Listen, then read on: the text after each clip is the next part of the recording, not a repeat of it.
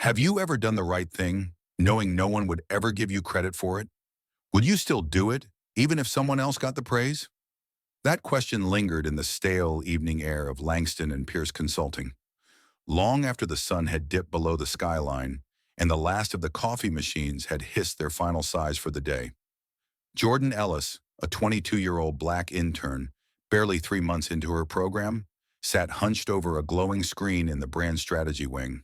The office was nearly empty now, nothing but the low hum of HVAC, the occasional flicker of a motion-sensitive light, and the ever-present tick-tick-tick of the analog wall clock.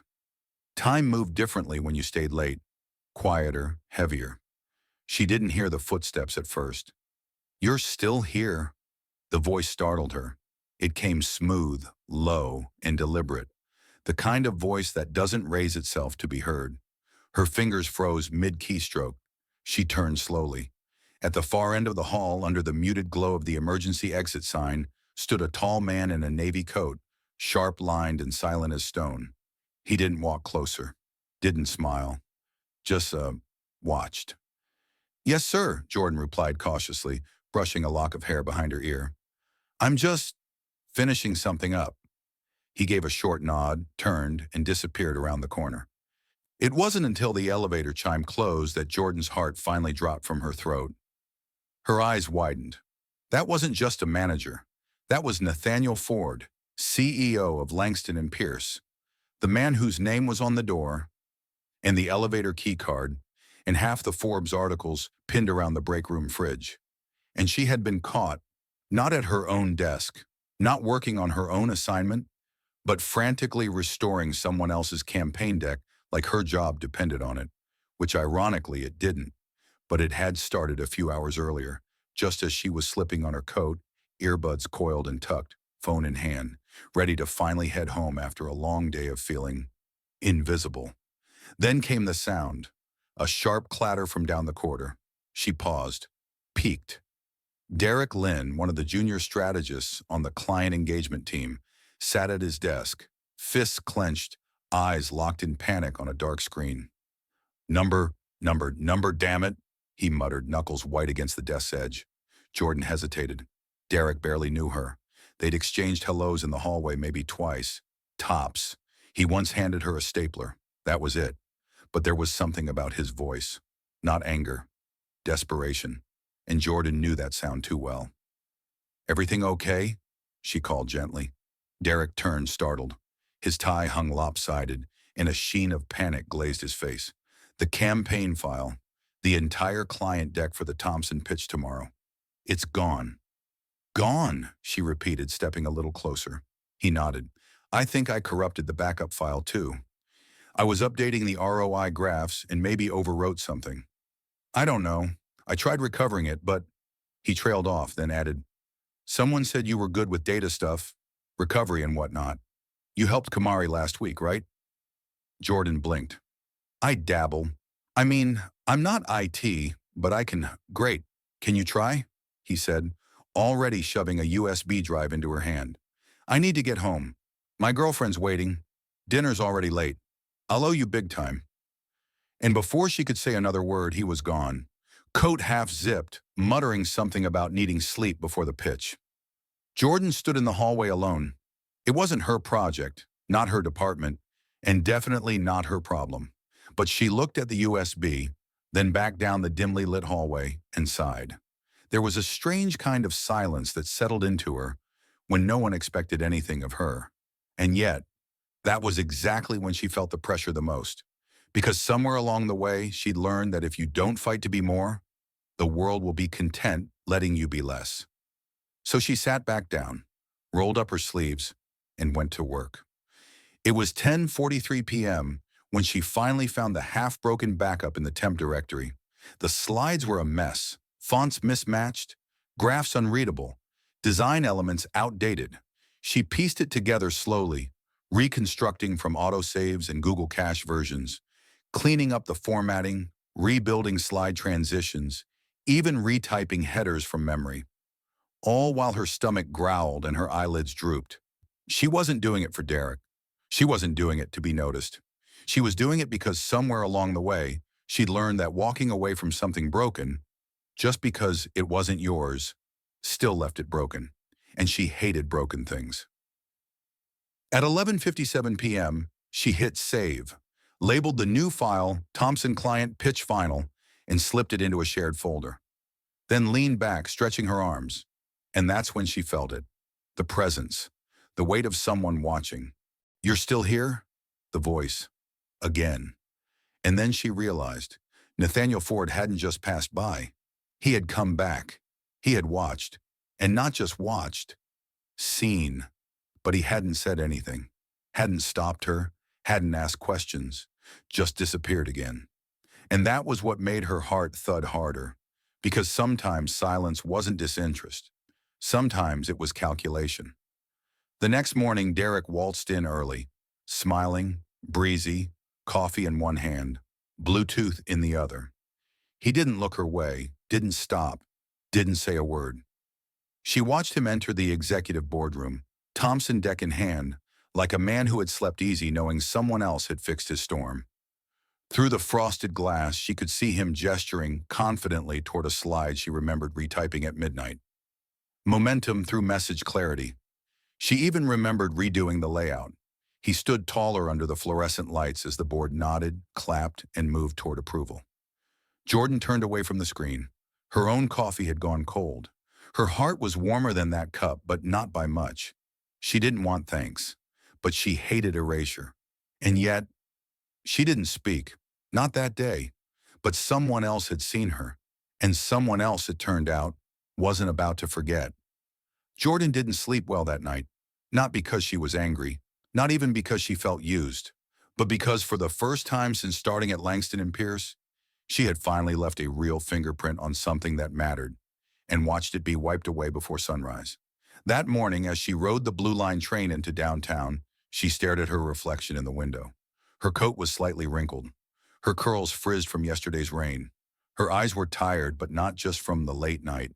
From years of needing to be twice as good just to be seen half as clearly. "You weren't supposed to want credit," a voice in her head whispered. "You did it because it was right." Yes, but also, yes, it hurt. By 8:10 a.m., she was at her desk. By 9:47, the pitch had been approved. Derek had strutted out of the boardroom like a man 10 feet tall, fielding compliments from department heads who now thought he was a rising star. Jordan sipped her coffee, now lukewarm again, and opened her inbox. Nothing out of the ordinary. A few notes from design, an updated intern lunch invite, a reminder to submit her weekly hours, and then one email subject stopped her cold. Subject: meeting request time, 4 p.m. Location: executive office, 21st floor. From Nathaniel Ford, no body text, no context, just a digital pebble tossed into her already rippling water. Her first thought was irrational. Was this bad? Her second was worse. Did he think I overstepped? That I shouldn't have touched the deck? Her third was terrifying. Was I about to get fired for saving someone else's work? By 3:45, she was pacing the hallway outside the elevator. She'd tried applying makeup at her desk, but her hands shook too much to get the liner straight, so she left it bare. Truthfully, that felt more honest anyway. Let him see the face that had stayed late and worked in silence. When the elevator opened on the 21st floor, Jordan stepped into another world. Glass, cedar, silence. Even the air smelled richer. Nathaniel's assistant, a woman with a voice smoother than any podcast host Jordan had ever heard, looked up from behind a minimalist desk. "Miss Ellis?" she said. "Yes," Jordan replied, forcing her posture straight. "He'll see you now." Nathaniel Ford stood by the window, hands tucked in his pockets, shoulders relaxed but unreadable. The city stretched out beyond him in silver and blue. He didn't turn right away. "Please, have a seat," he said finally. Jordan sat on the edge of the leather chair, notebook clutched tightly in her lap. After a long pause, he turned and looked at her. Not just at her, but into her, in that way only powerful people seem to do, like they're flipping through pages of your history without asking. "I watched your colleague present this morning," he began. Jordan nodded, slow. "Yes, sir. The deck was clean, Structured? Surprisingly so. He let the silence breathe between them. Jordan wasn't sure if it was an accusation or a compliment. Maybe both. Then he walked forward, pulling a chair opposite hers. No desk between them, no buffer. Just a conversation. "You finished it, didn't you?" he asked plainly. Jordan opened her mouth, closed it. "I helped," she said cautiously. He tilted his head. "Helped. He lost the original," she said, her voice firmer now. "I stayed late to rebuild what I could. I tried not to change anything unless necessary. And he left you with it?" She hesitated, then nodded once. Nathaniel leaned back. His eyes never left hers. "Why?" That word landed with weight. Jordan looked down at her hands. The scars from typing too long, the way her nails were filed unevenly because she never had time for polish. Then she looked back up. "Because it had to be done," she said, "and I knew no one else would do it in time." "Even though it wasn't your job?" "Especially because it wasn't." He blinked, not in disapproval, but like he was filing something away. "And you didn't tell anyone this morning?" Jordan shrugged slightly. "I didn't think it was appropriate." "You mean, you weren't sure if speaking up would help you or hurt you?" She met his gaze. "Yes." A quiet hum passed between them. The kind of silence you only find in offices high enough to touch clouds. He reached for a slim folder on a side table. Opened it. Inside was the deck. Printed, annotated, and circled on the very last slide. A quote in white text on a pale blue background. "Clarity is earned through effort, not volume." Nathaniel tapped the line. "That's yours, isn't it?" Jordan froze. Her lips parted, but no sound came. He didn't press, just nodded, as if he already knew. "My father used to say something similar," he murmured, though not as elegantly. "My mom used to say it about people who yell too much in meetings," Jordan offered, managing a small smile. He chuckled, a rare flicker of amusement that vanished almost as quickly as it appeared. Then he closed the folder. "I didn't bring you up here just to say thank you," he said. "I wanted to ask you a question." Jordan nodded, waiting. "If that had been your campaign," he said gently, "if your name had been on the deck, would you have let those numbers go through?" The room fell still. Jordan's mind flashed back to slide 17. The one she hadn't completed because the data wasn't there. The one she'd noticed the next morning had been mysteriously too perfect. "No," she said, her voice firmer now. "I wouldn't have." Nathaniel nodded slowly. "Then maybe it's time we find a way to put your name on something." He stood, walked to his desk, picked up another folder. "There's a leadership development rotation, internal, not part of the intern program, fast track, cross-departmental. It's not ceremonial, it's earned. I'd like you to apply." Jordan stared at the folder as he held it out. "I don't know what to say," she whispered. "You already said it," he replied. "You stayed." As she stood to leave, he added one final line, one she wouldn't forget for a long time. "In this company, everyone sees who shines in the spotlight.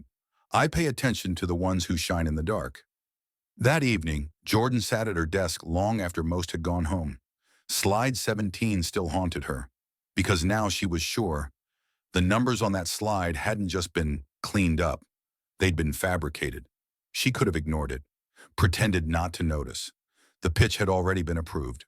The file was closed. But something about staying silent now felt like betrayal, not to the company, not even to herself, but to the work, to the truth. And so she opened her email. Not to send an accusation, but to write a record, to herself, with screenshots, timestamps, notes. Then she saved it. Because sometimes the first step isn't fighting back. Sometimes it's just not letting it disappear. Friday morning arrived with a strange stillness, the kind that settles in right before a storm changes everything. The office hummed with its usual rituals. Phones ringing, keyboards tapping, the smell of burnt espresso hanging in the air. But for Jordan Ellis, the atmosphere felt heavier, like the air was waiting to see if she would speak or stay silent. She had barely touched her coffee when a new notification lit up on her screen. Event, all-staff town hall, 10 a.m., 17th floor auditorium. No prior announcement, no memo, just a calendar invite from corporate comms. Last minute, unusual, and somehow loaded. By 9:55, the elevators were packed. Jordan stood quietly in the back corner, pressed between two finance managers chatting about client invoices. She could feel her own heartbeat in her fingertips. When the doors opened, the familiar thrum of overhead projectors filled the space. Folding chairs lined the auditorium. The chatter quieted when people saw who was standing at the front. Nathaniel Ford, no slides, no podium, just a stool and a small wireless mic resting in his hand. At exactly 10 a.m., he stepped forward. "Good morning," he said. "I'll keep this short. No dashboards today, no charts, no product updates." A few chuckles moved through the crowd, unsure. "Today," he continued, "I want to talk about something that doesn't show up in spreadsheets. Something we often don't notice until it's missing. Integrity, quiet leadership, doing the right thing when no one's watching." Jordan's stomach dropped. Her hands tightened around the notebook in her lap. "Earlier this week," Nathaniel said, "a major client campaign was presented to our executive team. You've all heard it was a success, that the numbers were promising, that the structure was clean." Heads nodded. A few people smiled. 3 rows ahead, Derek Lynn shifted in his chair. "What most of you haven't heard," Nathaniel continued, "is who actually built that campaign, who stayed behind long after everyone had gone home, who pieced together what had been lost and left in chaos." Then he looked across the room and found her.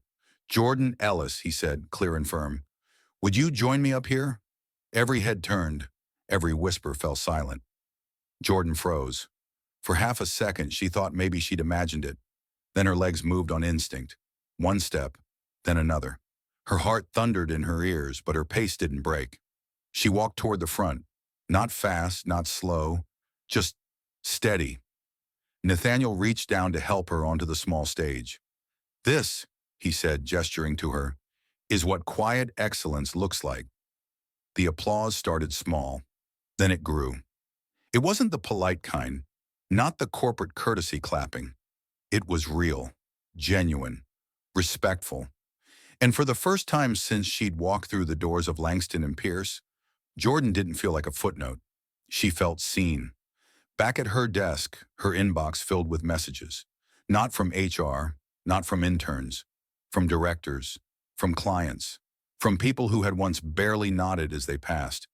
But she didn't let it distract her. She stayed grounded, intentional, focused, because she knew how quickly praise could turn into pressure, and how visibility, if not handled with care, could become its own kind of prison. Still, something had changed, not just around her, but within her. That afternoon, Colleen Marsh, the sharp-eyed director of strategic planning, dropped by her desk. "You've got 5 minutes to review the Walden brief," she said, tossing a thick binder onto Jordan's keyboard. "Meeting with legals at 9. Jordan didn't flinch. "Already started?" Colleen raised an eyebrow. "Of course you have." That week, Jordan's quiet impact rippled outward. In the kitchen, the janitor found a folded note taped to the coffee machine. It read, "Thank you for every night you stay behind when no one's here to notice." Next to it, a $15 gift card and a sticky note. "Because someone did." Facility staff started receiving fresh donuts every Thursday. No names, no fanfare. Just a box waiting. In Jordan's own department, something subtle cracked open. A junior analyst named Tara, the one who always stayed quiet in meetings, finally offered a bold rebranding idea. The room went quiet, unsure. Then Colleen turned and asked, "What do you think, Jordan?" Jordan paused. "It's risky, but smart." Colleen nodded. "Then we explore it." And just like that, the silence shattered. Tara lit up, and so did every other person who had ever wondered if speaking up was worth the risk. Even Derek Lynn changed, not publicly, not dramatically. But one afternoon, Jordan returned from lunch and found a sticky note on her monitor. "You didn't have to fix it, but you did. I won't forget that." He didn't say it out loud, and that made it matter more. One evening, as the office emptied out, Jordan walked to the 21st floor. No appointment, no request. Just of feeling. The conference room was empty. The city outside cast long shadows over the windows. She stood at the glass, looking out, remembering the night this all began. The glowing emergency exit, the sound of keys, the quiet voice that asked, "You're still here?" Now she whispered back, "I'm still here, and I'm not going anywhere." 2 weeks after the town hall, the company's rhythm had shifted. Not louder, but deeper. People noticed differently now. Kyle from tech support was invited to join client debriefs. Eva from facilities got a personalized desk plaque.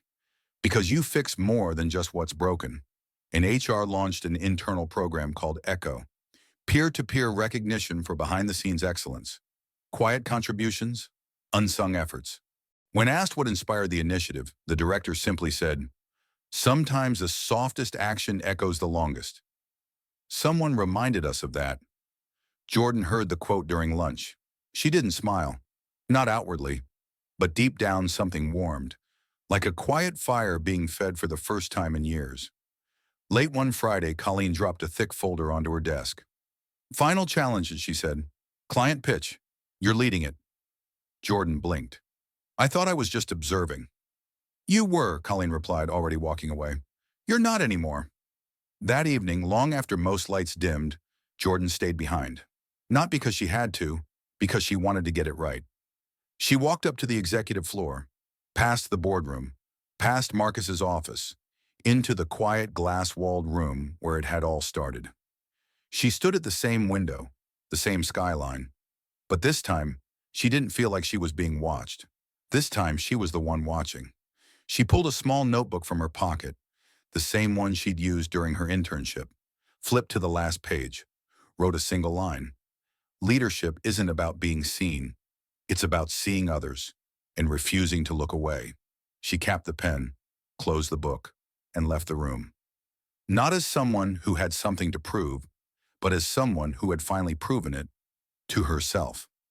The following Monday, she arrived early. Her new name badge read, Jordan Ellis, Leadership Rotation Program. And while the office still buzzed with emails, conference calls, and lukewarm lattes, something in the way people looked at her had changed. Not with awe, not with fear, but with awareness. She was no longer just the intern. She was the one who stayed, the one who didn't disappear. And from that moment forward, she never would again.